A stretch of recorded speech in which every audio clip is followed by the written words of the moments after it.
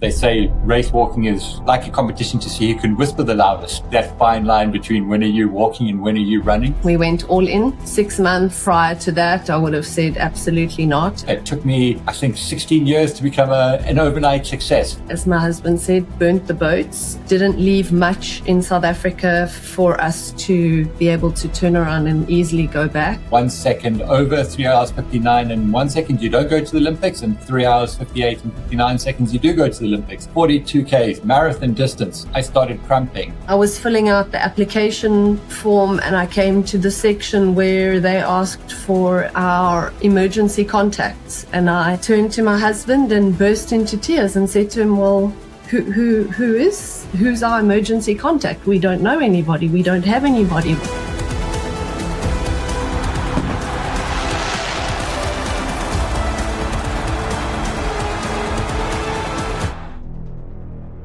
Welcome to Winning the Away Game, the show about what happens when life that first defined you no longer tells the whole story.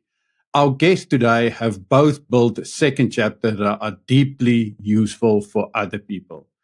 Kirsten Hallgrove moved from South Africa to Florida with her family and has since built Immigrate to USA, a platform helping South Africans understand what it really takes to move to the United States and start again. Marc Mandel is a 3-time Olympian in race walking who represented South Africa on the world's biggest stage, a man who now identifies more as an international events professional than a former athlete. His story is not only about endurance and Olympic qualification, but about how deliberately he built a second life while he was still competing. What links these two guests together is both of them now help other people navigate systems that can feel overwhelming from the outside. One translates immigration and family relocation, and the other translates global sports, major events, and the long discipline of life after elite competition. So today we want to talk about moving countries, building trust, and what happens when the thing you know best becomes a platform for serving others. Kirsten, Marc, welcome to Winning the Away Game. Flip, are you ready for today? Justinas, how's it? I'm very much excited for today. Not only do we have our first Olympian, but we also have our first athlete on, moving away from the rugby theme, and also Kirsten, a staunch Springbok supporter and actually helping South Africans abroad. Kirsten, Marc, welcome. Marc, where are you today? Thank you, Flip. It's lovely to meet you guys. I'm in Rocky Mountain House in the province of Alberta in Canada, just on the western side. The closest reference points would be the city of Calgary or the city of Edmonton. Oh, lovely. All American today. Kirsten, you're in Florida, if I'm not mistaken. Yes, I am in North Florida, Ponte Vedra, close to Jacksonville. Lovely, lovely, lovely. So we have a little tradition here on Winning the Away Game. Ladies first, share with us your most memorable Springbok memory. It would definitely have to be the final of the World Cup in October 23. We had only just arrived in the US a few months prior to that, and we were part of a huge South African gathering, South African expats watching the final. So that was very special for me. More emotional because of the friendships, little less about the rugby, although it was a pretty good game too. It's a pretty good game to relive. Marc, your favorite Springbok memory?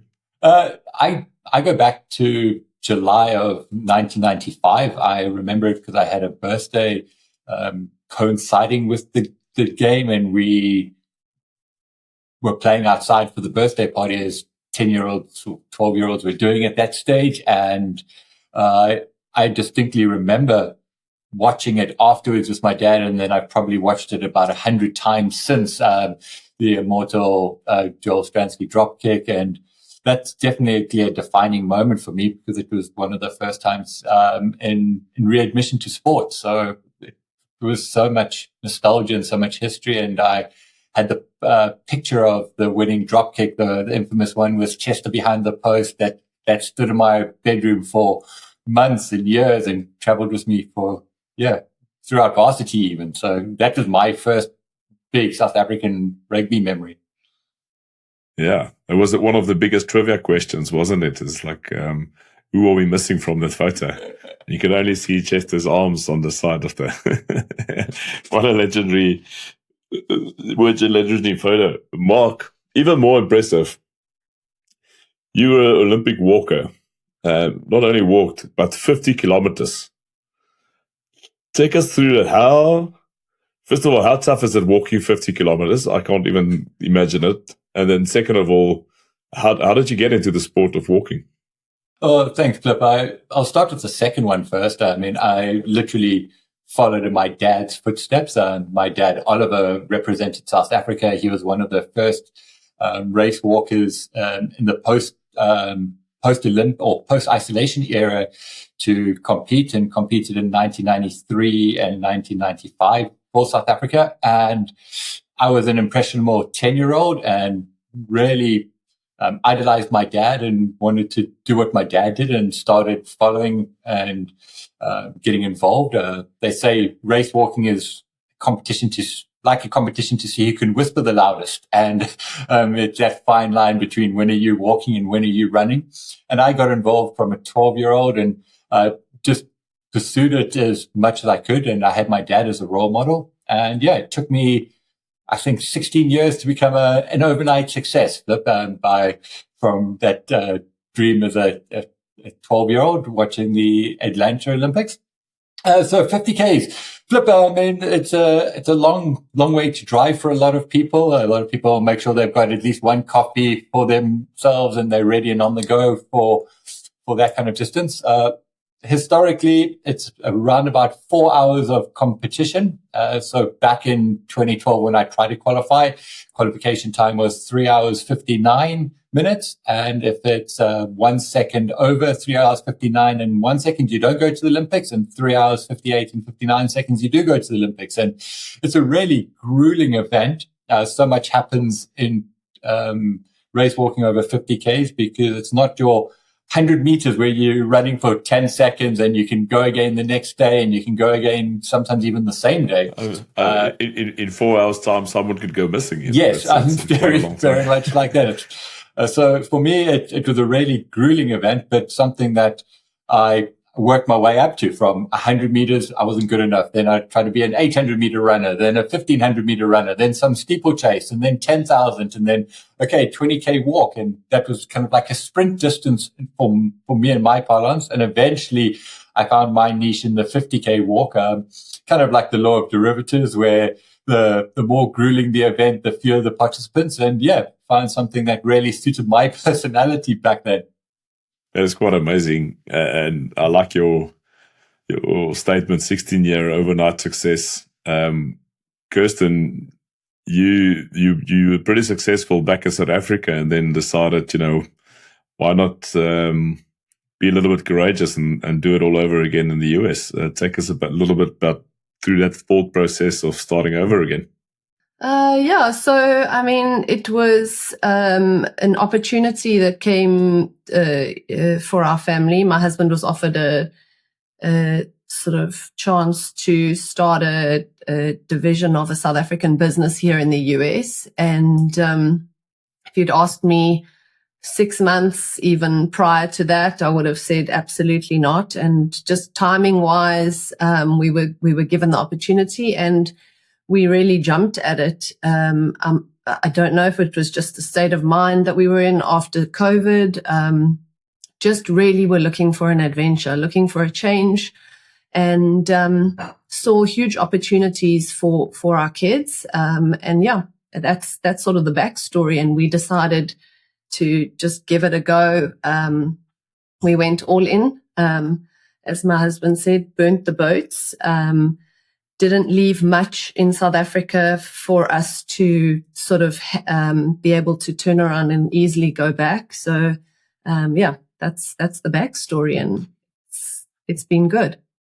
How old was the kids when you moved, Kirsten? My kids were 8, 13, and 15. My daughter turned 16 about 2 weeks after we landed. And what was the biggest challenge for you with the kids? and them adjusting and mentally making the shift from South Africa to the US? So, my youngest, I would say, he's kind of hasn't skipped a beat. He was 8, young enough to sort of see it as, as fun, and, looked forward to most of what we went through. For my teenage kids, it's been tough. It's really not easy to leave an established life as a teenager and start over. My son started as a freshman in high school. He was slightly young for the grade, so that was sort of emotionally challenging. And as I say, my daughter turned 16 2 weeks after we arrived, had a boyfriend in South Africa. So her journey's been hugely emotional, and has, she's taken a lot longer to adjust. But 4 years later, and sort of the adventures we've been on, and how we've sort of embraced it as a family, I would say that everybody is starting to settle in and really see this as where we want to be. I love that burning the boats narrative that goes a long way, and it's funny enough, something that we used to use in rugby as well. When you sort of, you're back against the wall, you can't go anywhere else. Don't give yourself the opportunity to back out. And Mark, this is sort of for you. You said he followed in your old man's footsteps, but then making it to the ultimate part in Olympic sport. What did burning the boats look like for you? What was the sure way that you say, okay, well, I have to make this 50 kilometers, 4 hours, head down, let's go?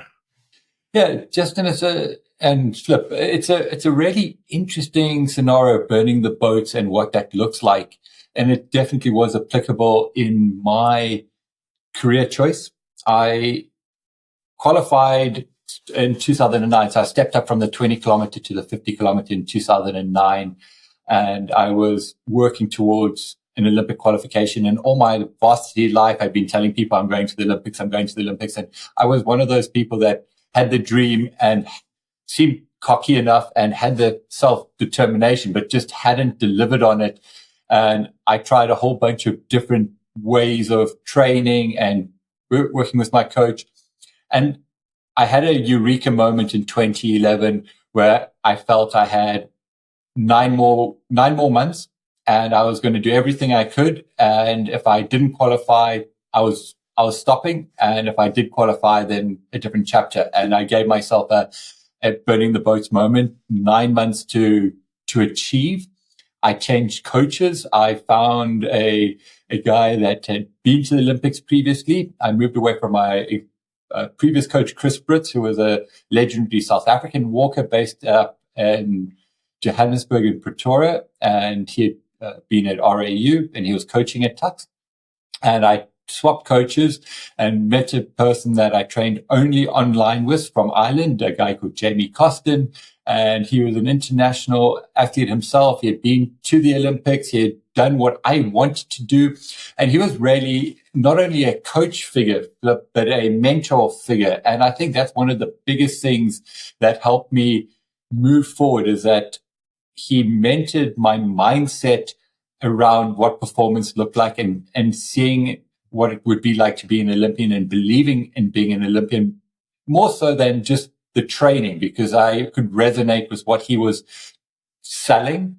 And we went all in for the 9 months. I changed multiple different programs and approaches. And I remember we had a chance to go and race in Russia, which was a qualification race in a little village called Saransk in 2012 in April, May. And what really stands out to me about burning the boats was literally what I said a bit earlier. It's 3 hours, 59 and 1 second. You don't go to the Olympics, and 3 hours, 58 and 59 seconds. You do go to the Olympics. And I printed out this poster that I had in my bedroom, and it said 3 hours, 58:00. So I was a minute below it. I worked out what the kilometer splits would be per kilometer for all 50 I visualized it. I dreamt it. It was everywhere, in my bathroom, in the car, on the kitchen counter, on the microwave, in my little apartment. And I just got myself into this bubble. My girlfriend at the time, who's now my wife, but my girlfriend at the time was incredibly supportive on the journey. My housemates were incredibly supportive. And I went into the race as prepared as I possibly could be. And I had known that this was the last roll of the dice. I messed up a couple of times before. I had had moments where I choked. I had moments where I'd failed to go to the Commonwealth Games in 2006, and every memory was stacked and reframed and repackaged about 50 kilometers. This is what it's like. This is what it's done. And I remember the dress rehearsals and training, the preparation and training, the mental models and training, how I could see what this looked like. And I got into the race. I set off. My coach was coincidentally in the race with me. And at 30 kilometers, I was on course. At 35 kilometers, I was on course. At 40 kilometers, I was on course. At 42 Ks, marathon distance, I started cramping. And then I wasn't on course. And then all of a sudden, all the fears, all the anxiety, all the, oh my goodness, you're about to choke moments. Everything that one looks at in sport and thinks, this is it. You come so close. 45 kilometers, just hang in there. And then all of a sudden a surge of renewed self-confidence. And I remember walking under the banner, and it was like the Olympics for me because I'd visualized it so many times, and I ended up going 3 hours, 58 in a couple of seconds. I set a new national record, a personal best, a continental record, but all of those were kind of unintended consequences of achieving the goal. And I hope that comes through, Flip, that it's such a difficult thing when you have these byproducts. Yes, the goal was to get to the Olympics. The next goal was to do the 50 kilometers. The next goal was to do 50 kilometers at the right pace. And you break it down, it's 0.2 of a second per kilometer over 50 kilometers is the difference between qualifying and going to the Olympics or not going to the Olympics. And I leave you with that. That was my biggest memory, and my burning the most boats moment was changing coaches, changing everything, and finding a way to make it work. And because there was no tomorrow if I didn't qualify. That's so good. And how, a quick caveat there is then, how easy was that to do, to replicate that when you went to do your studies? Did you go through the same intensity as like, okay, well, I have to, whatever you do, your job now, is it again alive everywhere? Is it something you can apply, that discipline? Take us a little through that, thoughts. Yeah, but I think from a sporting perspective, you have this brick wall that's created where if you haven't ever gone to the Olympics or haven't ever won a championship, and I think they say the same kind of thing in rugby, where if you haven't won a Currie Cup, it's so difficult to win a Currie Cup. But once you've won your first Currie Cup, the second one becomes easier. Or for the Bulls, Justinas with winning Super Rugby. Like when you break that mental barrier for the first time. You really want to make Justinas cry. Yeah, I'm trying. I mean, they played against my beautiful Sharks, and I remember the Brian Habana try. So, I mean, Sharks. That's a memory. But Flip, the answer for me is once I'd broken 3 hours 59, which had been this mythical barrier I chased for 6 or 7 years, all of a sudden, it was never a question of, am I good enough to go to the Olympics? It's just, have I done enough work this time to qualify for the Olympics? And I put that into perspective because for 2016, I qualified the same kind of process and moved my bench 3 minutes faster. And I qualified for 2020, which was in 2021. And again, with all the adversity, all the complexities of training during COVID, the same mental models carried me through, and I was able to go another couple of minutes. So 3 hours 58 qualifying in 2012 became a 3:54 in 3:55 in 2016 and a 3:53 in 2020. but the same models were there. So that barrier of the 3:59 had gone, and all of a sudden that was it. And when I say 3:59, it was a 3-hour 59. I'm not going at 3 minutes 59 per kilometer. Let me just be very clear there. So I think that's how it applied in my sporting career. In life and work, it's about setting big goals and then compartmentalizing the goal and applying that to immigrating. So we immigrated to Canada and we set a goal of coming over in 2016. We did an inspection visit in 2015. Kind of role reversal with Kirsten. My wife is a family physician, and we had a great opportunity to similarly come on a big adventure, go and find a landing point in the Great White North, and Great White North referring to all the snow in Canada and the frozen tundra, and come across and set up a practice for her and have an opportunity to look for a different international passport for a while, a possibility for our unborn kids at that stage to be born into a different lifestyle in Canada. And again, the same thing that Kirsten said about burning the boats. We left everybody behind. We sent a little container shipping container across, and we just moved. And the exact same protocols. We arrived, we set up, and then we set up the business, and then we evolved with the business and evolved with the sports careers. And I find so many occasions it's just shown up on repeat, the same process, the same models. And I feel that we really are approaching the next chapter, the next decade, with the same ferocity and tenacity going forward. It's fascinating how I read this amazing book a while back called Time to Think by Nancy Klein. And the first line of the book, she says, nothing in your life changes until your thinking changes. And that was such a freaking great example of how you completely basically changed your mental approach to what you were pursuing. What I can only assume was massive mental models that you had built over time that you had to challenge and change to be able to break through that barrier that has held you back. So, Kirsten, for you, what would you say is the biggest mental model you've had to challenge and adapt to when you moved to the US with that new experience? So, I mean, everything Marc just said in terms of his training. I mean, the mind is really just so powerful. You can train as much as you like. If your mind lets you down at the point when it counts, you're in big trouble. And I have looked at this journey as an adventure from day one. I know that if my mind was in a state of feeling sorry for myself because I'm missing my family, or I'm missing South Africa, or I constantly focused on everything that we have lost or we don't have anymore.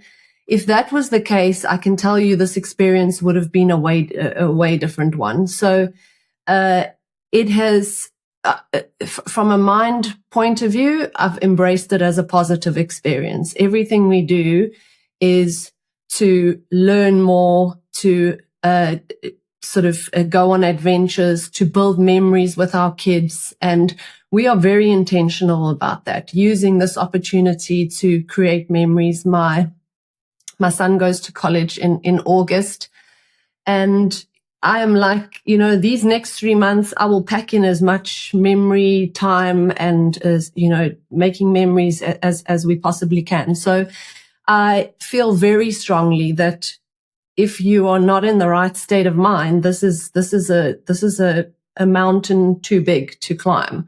And every single day it's been a sort of positive, I suppose, I look at it from a biblical perspective. The joy of the Lord is my strength, and that is how I do my days. So that is really what's got us through. a good positive mindset and joy along the way.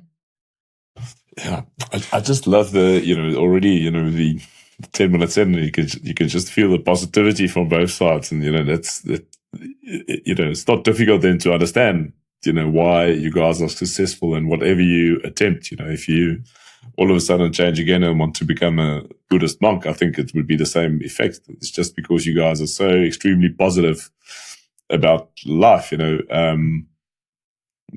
especially, I look at myself and, I get sometimes very frustrated, and then I can miss a Brian, I can miss a Woolworths, and I can miss the friendly people, and it's you get into a little bit of a rut, and quite difficult to get you out of there. Kirsten, what is your recommendation for when you get into that slump? You must have been there as well, getting over, and then the paperwork is just so much different, so much more. And then, how do you pick yourself out of it again? Again, I always use the words my husband says, if anyone tells you it's easy, they're lying. There's nothing easy about the journey. It has been so tough. I feel like, there's been days where I'm like, oh my word, I feel like I'm starting from scratch, like I'm a nobody here.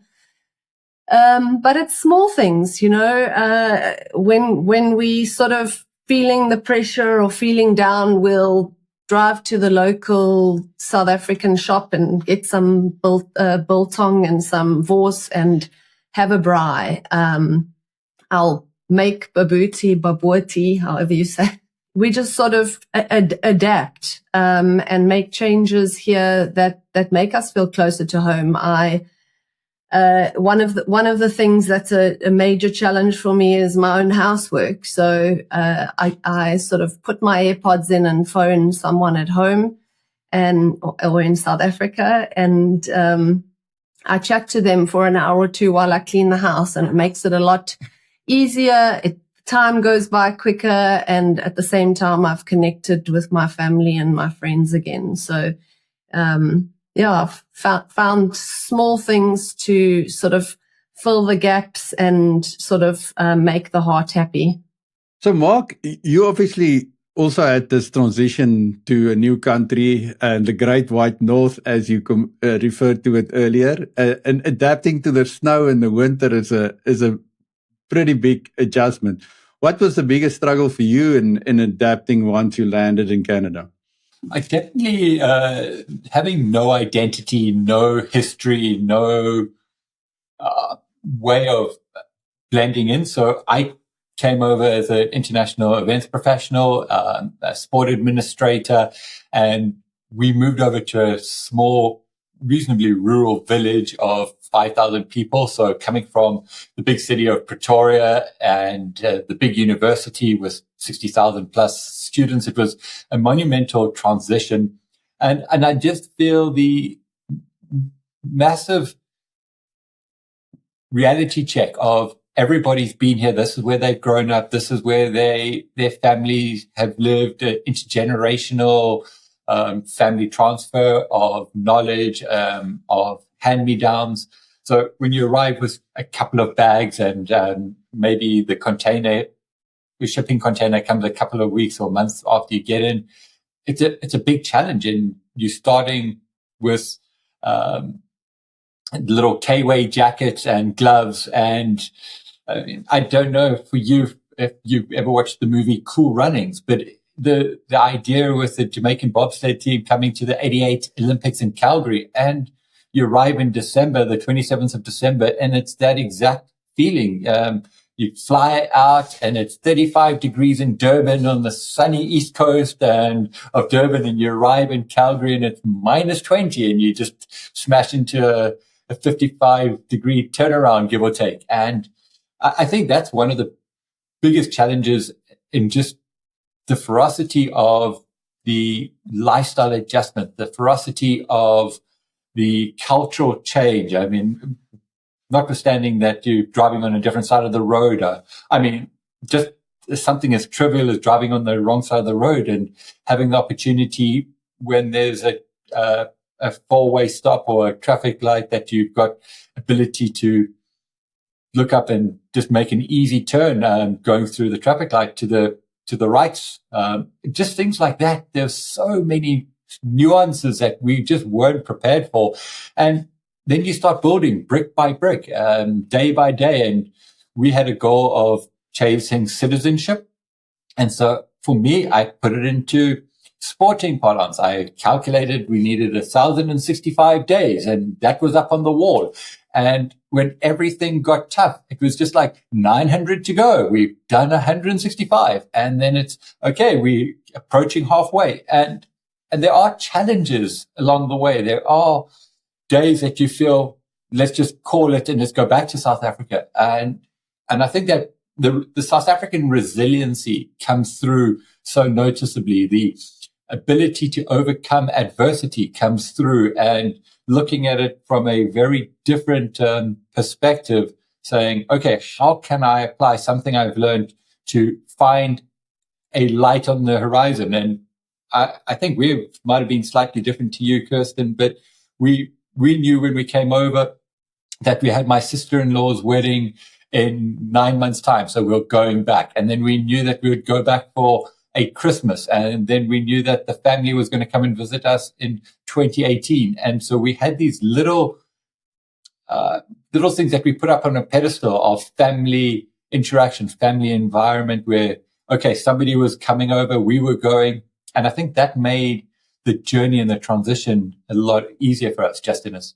It's a very interesting narrative. It's just giving yourself, enough almost to survive. I personally have a philosophy. I think, Mark, you went over to Canada not to be able to walk again because there's too much snow. Yeah. Well, I mean, yeah, to force yourself to stay inside. But yeah, Flip, just like that. I mean, I was training for the Tokyo Olympics, and there were days, and I've got photos where it's minus 40 outside. And so I'm at that stage doing 160 kilometer weeks, 100 miles a week, and I'm just on the treadmill. So the high for the week was minus 32, and that was a slight reality check. And so on the treadmill, me and Netflix, we bonded, and I got through a lot of seasons. But you find different ways to make it work. I can't run outside, so we bought a stationary bike and we were able to train indoors. So there's definitely the change is real. I mean, like just the fact that it's now 21st of April. On the 18th of April, we had 10 centimeters of snow. I mean, I grew up in Durban where I don't think it ever went below 5 degrees. So it's monumentally challenging and very, very diverse circumstances. Yeah, for sure. Yeah, I remember that, when I went to school, grew up as a part of Bloemfontein, where we stopped training rugby whenever it started raining. And then obviously you get to France later on in my life, and it's, come rain, snow, whatever, it's minus 10 and you're outside. You think this is absolute craziness. Kirsten, you help expats go through that process, alleviate, even though it's just a little part of the paperwork, etc. When the expats eventually get over, what are the biggest mistakes you see them make when they get to the US? It generally comes down to sort of planning. So there's obviously only so much you can prepare for, but maybe I'll rather speak about myself than other people's mistakes, because it was the lack of planning on my side, and sort of understanding what we were in for, that sort of led me to, and the learnings when I got here, it felt like we were sort of thrown into this certain amount of chaos, just sort of not even knowing what was coming our way. So on the basis of that experience, I was sort of like, there must be a way that I can help other people navigate this so that they don't have to go through the pain or the pains that we experienced in those first 6 months. If there was just a little bit of sort of guidance and information that I had, if I had just known a few sort of little sort of tips and tricks, I may have, it may have been slightly easier. So I feel like there's this whole chicken and egg of everything you do when you arrive here. So you get here and you need a driver's license and a social but you can't get your driver's license without an address, and you can't get an address without a credit history. And you can't get a credit history because you got to build that over the next sort of six months. And it's sort of just understanding the pressure and those timelines and those challenges. And if I had known what I know now, and that's the basis on which I started Immigrate to USA, maybe I can eliminate one or two pains that other people have to experience when they come over. Just make it one step easier for them, because there is already enough to deal with from a family and emotional perspective. You don't need to be sort of having challenges coming your way every minute from when you arrive. I remember when we got here, we walked into one of the banks and they pretty much looked at us and were like, it's not happening. Turned around and walked out.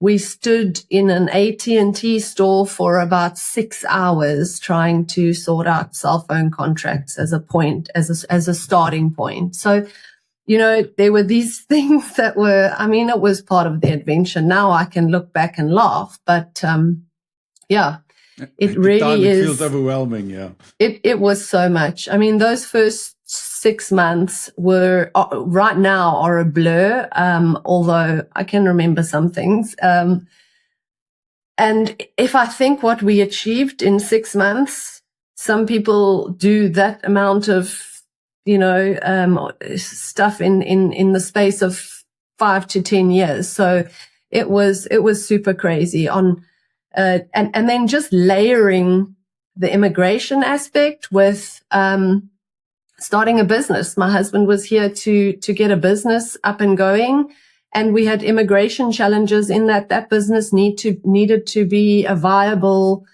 business within pretty much 6 months. So who does that? Who can get a financial services business up and viable in a 6-month period? So yeah, there was multiple things sort of layered on top of each other, but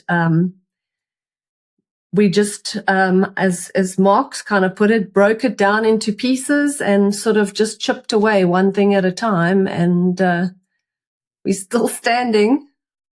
I think it's hard to underemphasize how overwhelming those first few months can feel, because it just, like for me, what was so different is things that you have taken for granted or that's easy to do, like go and get a cell phone number or open a bank account. Things that your mind is telling you, okay, I'm going to go to the bank this morning. I'll be back in half an hour and it's going to be done.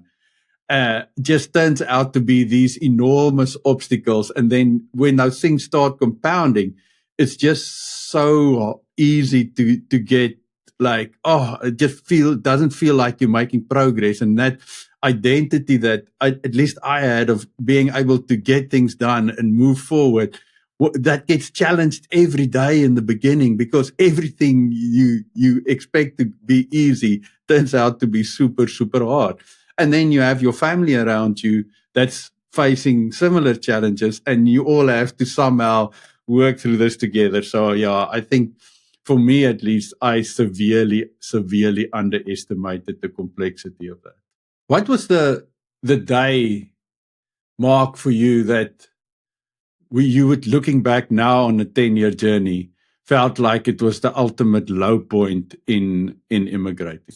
I'm very, very clear on that. For me, just, so it was the day my mother passed away. She passed away from colon cancer, and it was in August of 2019. So we'd been over for going into our 3rd year, and we'd been home for Christmas and didn't know that or I didn't realize it was as serious as it was. And then I flew back for national championships in April 2019 and spent some time, and the reality was kind of dawning, but still very much in denial that it could be she could overcome it, and with the right treatment and chemo, she could fight it. But the value of hindsight is that stage 4 was very, very real, and there's no turning around or coming back from that. And we flew over, my wife and I flew back in July to spend kind of the last 2 weeks with her, and she rallied tremendously whilst we were back. And we flew back on my wife's 30th birthday back to Canada, knowing that that would be it. And yeah, she passed away less than 3 weeks later. And I think the gravity of the situation is not being there through that trauma, not being present for those milestones when you're living abroad, the gravity of trying to suppress the grief, to suppress the emotions and the significance of loss. Truthfully, I think with a couple of the different things that have happened in my life since then, I didn't really fully allow myself to grieve, because 2019 was 3 weeks before the World Champs, and then it was starting a Masters in Switzerland, and then trying to qualify for the Olympics and try and find an international sporting job, and then COVID, and then the readjustment, and then our son born in 2021, and then eventually the Olympics. And I think one of the big things is when you have what they call a life quake like that, Justin, like it's a big monumental event that shakes your foundations and your identity, and really it's kind of a breaking point. That was for me August of 2019, and I struggled with that for a long time, coming to terms with the enormity of my children never seeing their grandmother, the multitude of memories and just the profound loss is so real when you're living abroad. And then for me, I'm going through my own trauma, but I'm not there to go through the trauma with my dad, and he's lost his life partner. They've been married for 40 years. I'm not there to support my sister, who's also grieving. And nobody prepares you for that when you're planning this opportunity to go and live abroad. You, like Kirsten said earlier, you're on this adventure, and it's, yes, me, I'm going to do this. I'm trying to see that. I'm looking for the future. And then the reality of a monumental death happens, and it's just debilitating. And I think the struggle is real, and the denial is 100% real too. And I mean, I have to echo that, because I lost my dad in COVID to cancer as well. I mean, he was in remission, and we thought he was doing well. And within a matter of weeks, he went from being fine to eventually dying. And it was in COVID, and we couldn't even go and travel at the time because we had lockdowns here. And yeah, I think those are the moments when, as you say, you struggle with the most, because now you're isolated away from family, and you have this massive life event that somehow you need to cope with, and definitely not easy. What was the lowest point for you, Kirsten? I think there've been sort of a few spread out. Fortunately, I haven't been through anything as traumatic yet, but it's bound to happen. My family are all still in South Africa. So yeah, that's tough. I think for me was just a small moment. When we enrolled the kids in school, we arrived sort of a few days before the school year started in August, and we enrolled them in school. And I was filling out the application form, and I came to the section where they asked for our emergency contacts. And I turned to my husband and burst into tears and said to him, well, who's our emergency contact? We don't know anybody. We don't have anybody. What if something happens? So yeah, it's that. I think that was a real moment for me when I realized, look, I mean, what have we done here? We've given up a life where we had grandparents and cousins, and my family, we all lived in the same sort of community. And what have we done? We've given up sort of that whole family. So that was a really tough moment, and I still have those moments every now and then. But in a similar way, Mark, we sort of also live from sort of event to event in terms of we're going back in December for Christmas, and there's always something to look forward to in terms of the family back home. And as long as that sort of carries on and we're still able to, it gets less and less affordable to take a family of 5 back to South Africa every year. But as long as we can, we'll keep doing that. So yeah, that was a sort of real moment for me here.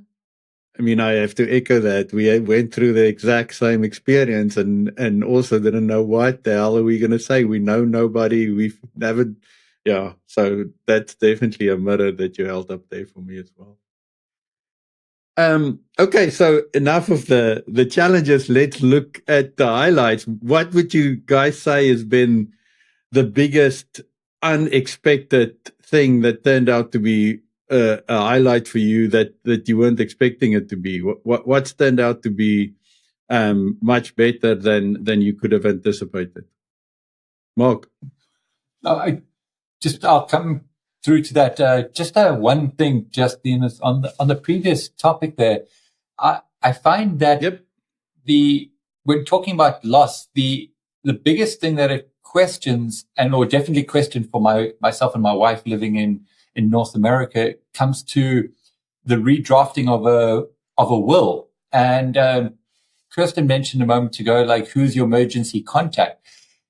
But it's also such a big thing that if you're in an accident in North America and you've got no family there, what happens to your kids if you're not present? And that was quite an eye-opening moment, that speaking to so many people that have come over around about the same time as us, some that have been here earlier and some that have been here longer, the absence of a living will or a will document is so challenging for so many people, because you've got to say, well, if you had this life-altering moment where, God forbid, you or your spouse die, or worst case scenario, both of you die, what happens to the kids? And I think that was one of the most profound changes that we had to implement, is in really trying to think through all the different scenarios in the North American context, because it's what happens in a funeral, what happens here. And so when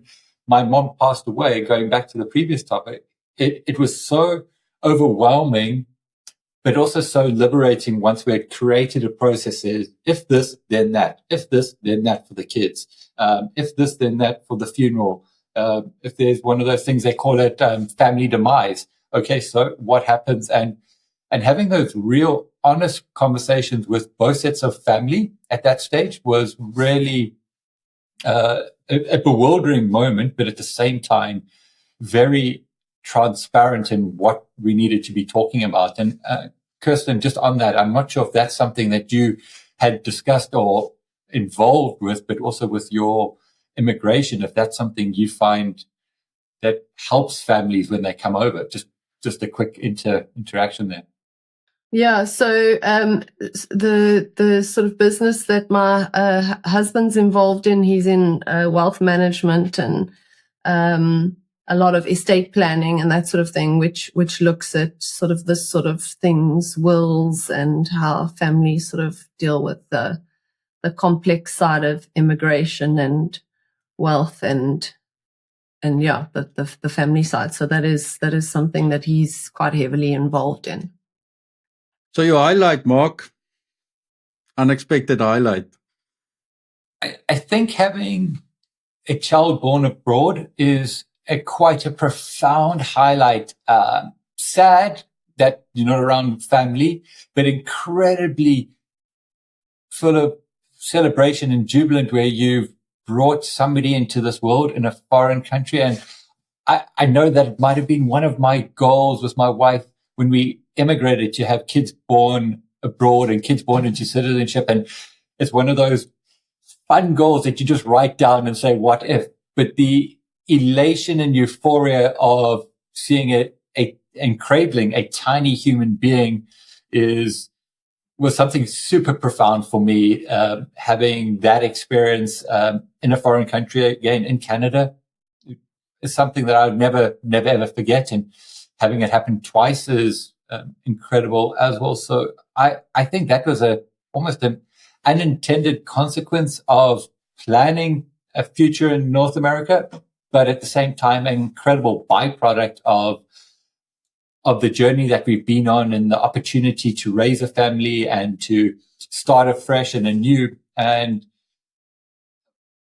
having both boys born into citizenship has been very opportunistic for them for travel and not having to worry about visas. But at the same time, both of them are dual citizens. So from birth, they've got their South African passport, they've got their Canadian passport.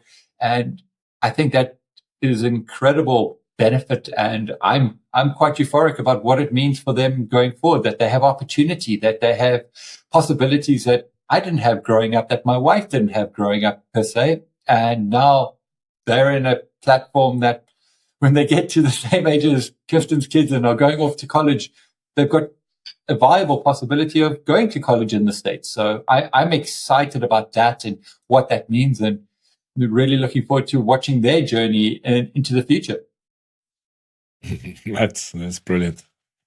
The Kirsten, you've also got a background in the assessment space and helping. You're also part of the LACA network, so very much still involved with South Africans. How do you see that, South African resilience building and then helping South Africans being able to adapt, to the deepest, darkest corner of the Arctic Circle and then still be happy about it? What is it that makes South Africans so special? Definitely. Well, I mean, we call it resilience, but there's sort of this element of being able to navigate the unknown and making the best of it, and I guess having a good sense of humor along the way. I think that might be one of the sort of key elements that kind of helps us. Maybe it's not a good sense of humor. Maybe it's just being sarcastic. I don't know.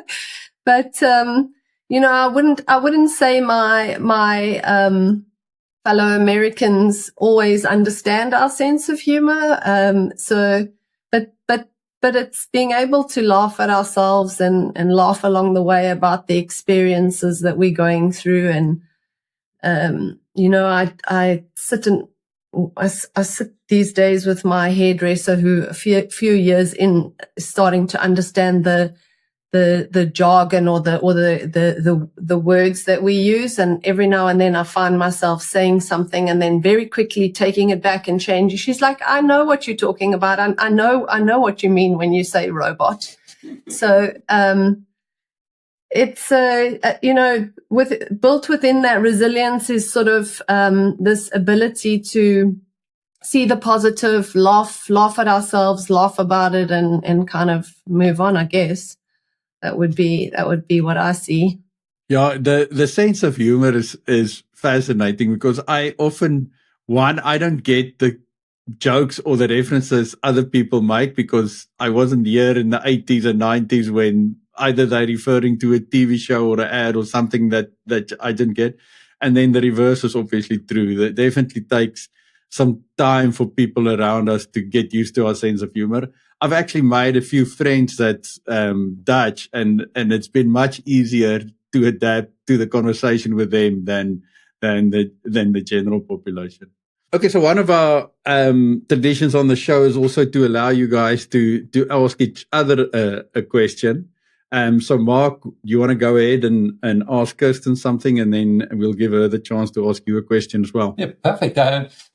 Kirsten, with the introduction to North American culture and sport and keeping this on a sporting track, what have been the most challenging sporting events for you guys to come to terms with being based down in Florida and Jacksonville with the Jaguars there. Has that been an ability for that to replace rugby for you? And if so, what sports have the kids jumped into and participated in that they didn't grow up seeing in South Africa? So yeah, I mean, both of my boys sort of embraced football from the start.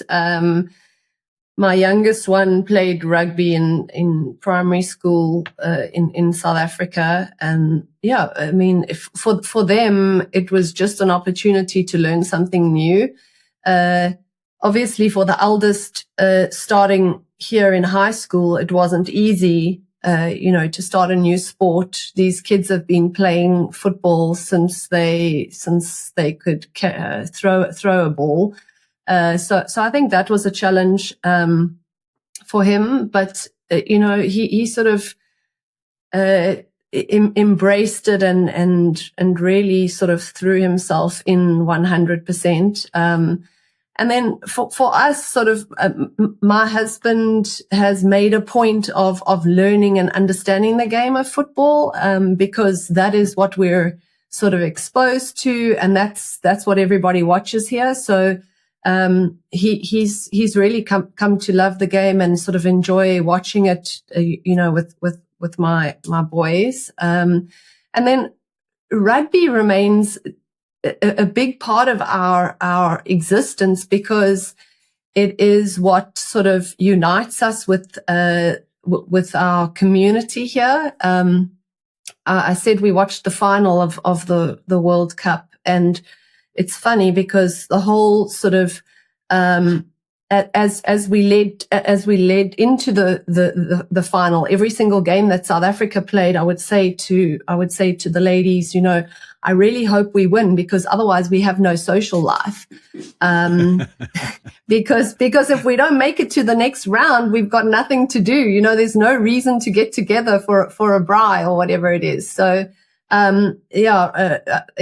rugby is still remains a big part of us, and we're very fortunate to have a huge community of South Africans here in the area that we stay, which I feel in a little way is kind of cheating a little bit, because it's really made settling a lot easier. We hang out with a large bunch of South Africans, and it just makes life easier, because we have so much in common, and we really just able to sort of relate to each other on many levels. So yeah, I would say that is. We have embraced both football, and we haven't given up rugby. In fact, we're going to watch the game in Maryland. Baltimore. Yeah, maybe. It's going to be awesome. I reckon it's going to be the biggest gathering of South Africans ever in North America. It's going to be epic. Yes, I'm very excited about that. So, Mark, I know that you sort of explain how giving your kids this opportunity and a sort of a citizenship and that sort of thing. Is there an emotional side of you that feels sad that they don't have that sort of South African in them, besides of course that both you and your wife are South African? I mean, is there any negative emotional side around that? Kirsten, that's a delightful question and a bit tricky for me to answer at the moment. It makes it different to quantify when they've never had South African roots. They've never lived there for a prolonged period of time. So they'll always be Canadian children raised by South African dual citizenship parents. So that is a reality for me. We've tried to expose them as much as we could. When our second son was born, we took a bit of time during maternity leave, and we spent close on 3 months in South Africa, visiting family. And we did an epic road trip with 6 months old, where we did a trip from Durban up to Pretoria, down to PE to Cape Town, and just really trying to showcase South Africa to our oldest, who was about to turn 4 at that stage. And we've really tried to give them a sense of culture and see things in South Africa through a different lens now as a tourist going back, which has been really very beneficial and overwhelmingly positive, traveling and going through South Africa and spreading the word here in North America that, look, it really is safe to travel and road trip and hire a car and just do a big tour of South Africa. I mean, it's always strange when you put into context that the landmass of South Africa will fit into pretty much a little overlap of the province of Alberta here or the province of British Columbia, and yet there are 65 odd million South Africans in that same landmass versus maybe 6 million here in Alberta. So I really find that there's going to be different things that he's going to grow up. He's not going to grow up having played rugby or playing cricket. And that's my job as a dad, my job as a father, to ensure that he knows what cricket and rugby are, that we play in the basement or we play outside, in the basement during winter, but play outside during the summer, that we really showcase the South African heritage and culture as much as we can. And I think that's a responsibility of us as parents. I was saying to Justinus just the other day that I'm happy to follow in Afrikaans and to read and to write and to listen, but he's not going to get Afrikaans from me because it's going to be horrendous for him. He needs to be around other Afrikaans kids to fully learn and embrace it. And I'm just going to butcher it because I don't keep company at the moment with many Afrikaans speaking first language people. So I find just that the kids will grow up with South African heritage and culture. And it's my job as a dad, my wife's job as a mom to ensure that happens. But it's the struggle is real. And we're trying to do our best one day at a time.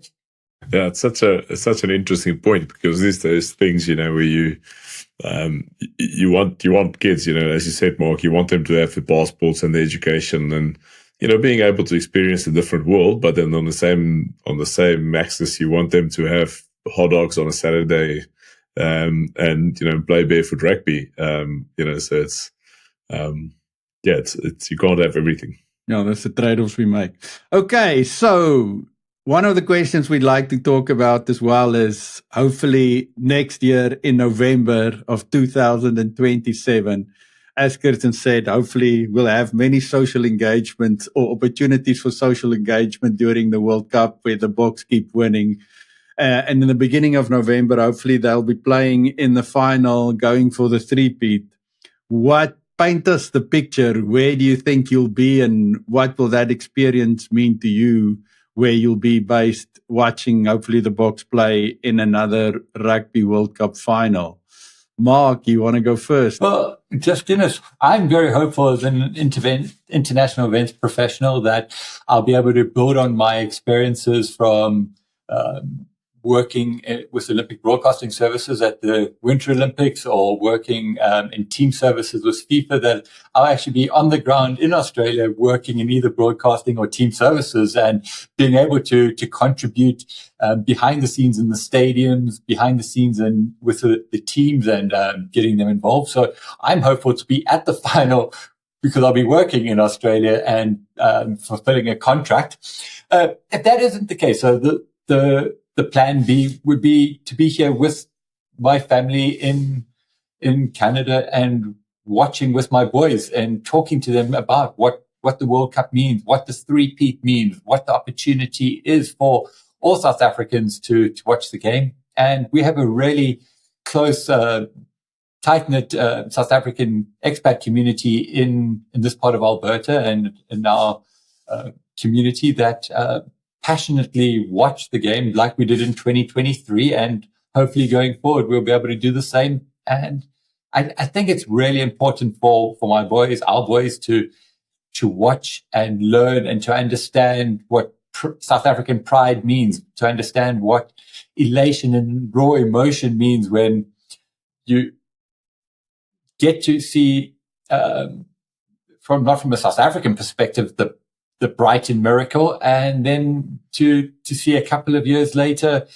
the extreme triumphs of winning in Paris. And those kind of complexities of international sport are so profound. The raw emotion of losing a game or winning a game and being part of a World Cup final. I can't wait as a sports mad enthusiast fanatic watching the final. It would be a dream come true. And no matter where we're watching it, I can't wait.